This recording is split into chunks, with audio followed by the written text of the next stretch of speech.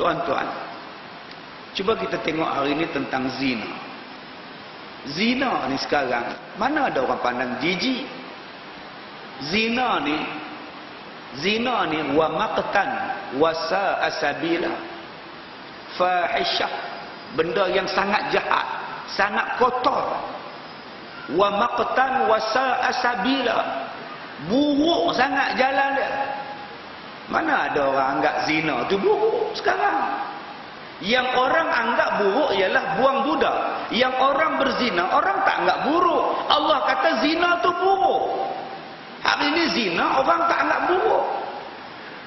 Biasa ya zina. Saya dah terlanjur. Biasa bro. Nampak? Saya dah terlanjur ayah. Biasalah. Buat macam mana orang muda. Nampak tak sekarang? Bila sebut berzina ayah. Biasa bro. Bila manusia menganggap zina itu benda biasa, jadilah pembuangan budak. Apa dalil perzinaan dianggap benda biasa? Orang yang berzina diangkat jadi pemimpin sekarang. Ada masyarakat pandang jahat pada zina? Dah. Manusia ni dalam agama apa pun zina ni jahat. Dalam agama apa pun zina ni jahat. Tambah-tambah zina lepas kahwin. Cuba tuan-tuan tengok orang yang hebat-hebat dalam dunia. David Beckham. Tu hebat lah tu. Orang sokan, sportman paling kaya dalam dunia. Selepas Tiger Woods. Kaya lah tu. Nama dia David Beckham. Pemain bola sepak paling kaya dalam dunia. Bila dia ada skandal dengan satu perempuan yang jadi pengurus dia. Seluruh dunia kutuk dia. Isteri dia kutuk dia. Media Britain kutuk dia. John Terry, dia ada isteri. Bila dia buat jahat dengan perempuan lain, berzina dengan perempuan lain, digugurkan jawatan sebagai ketua pasukan England. Tak layak memimpin pasukan England. Itu John Terry. Ashley Cole. Tu, pemain Manchester ke Liverpool ke apa kan. Ada skandal dengan perempuan lain. Isteri dia minta cerai. Isteri dia pun tak bagus sangat. Tapi pasal lelaki jahat, minta cerai. Dahsyat tuan-tuan. Seluruh media Britain tibai dah. Apa dah ada isteri pun gatai buat dengan orang lain lagi. Seluruh kutuk dia. Tak layak nak wakil England. Tuan-tuan tengok Sandra Bullock. Nama pun Bullock, lapak tu. Lapak tuan-tuan. Tiap-tiap hari naik kereta kuda. Kereta lembu. Nama pun Sandra Bullock. Dia ada suami. Nama dia Jesse James. Jesse James mengaku buat jahat dengan perempuan lain. Jesse James kata aku cerai lah dengan hang. Sandra Bullock pun kata aku cerai dengan hang. Aku tak mau dengan hang lah. Hang teruk seluruh dunia kutuk lelaki dia. Tiger Woods. Kita ingatkan dia tu seorang. Rupanya ramai perempuan lain. Nama pun Rimau. Rimau kayu. Masya Allah. Dia ada skandal dengan berbelah-belah perempuan. Seluruh dunia kutuk dia. Yang taja jam. Taja jam dia. Jam tarik balik. Tak mau taja dia dah. Yang kayu golf taja dia. Kayu golf pun tak nak sponsor dia dah. Tak nak jadi duta dia dah. Bankrupt berapa ratus juta Tiger Woods. Habis syarikat-syarikat korporat tak nak taja dia. Pasal dia curang dengan isteri dia. Itu masyarakat barat. Seteruk-teruk masyarakat barat. Bila kamu buat jahat, kami tak bagi can pada kamu. Bill Clinton, bekas Presiden Amerika, dia ada skandal dengan pembantu Rumah Putih. Satu penggai je orang bagi pada dia. Tak boleh naik sampai kelar. Dia nak naik tak boleh dah. Hantar isteri dia Hillary Clinton. Dengan Hillary Clinton orang tolak, orang ambil Obama. Walaupun Obama tu kulit hitam, orang ambil dia. Pasal Obama lebih bersih daripada Bill Clinton, lebih bersih daripada Hillary Clinton. Itu Amerika. Yang kita kata Amerika teruk, yang kita kata Amerika ni tak boleh pakai. Tapi dalam bab integriti diri, dalam bab maruah diri, dalam bab tuan-tuan yang melibatkan maruah, zina, seks, mereka cukup jelas. No way. tak layak kamu nak jadi pemimpin kami. Tak layak kamu nak jadi idola kami. Tak layak kamu nak jadi pemain kami. Itu barat. Tapi cuba tuan-tuan tengok di negara kita. Ditangkap, ada skandal, ada video seks, dilantik jadi presiden.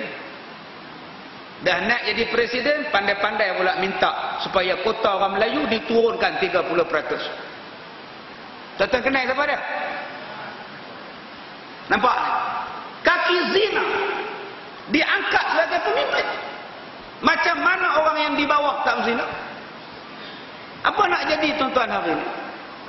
Daripada orang macam tu diangkat jadi ketua, orang perempuan yang tidur berbogel, datang pakwa dia ambil gambar, yang tu dikekalkan sebagai pemimpin, apa cerita?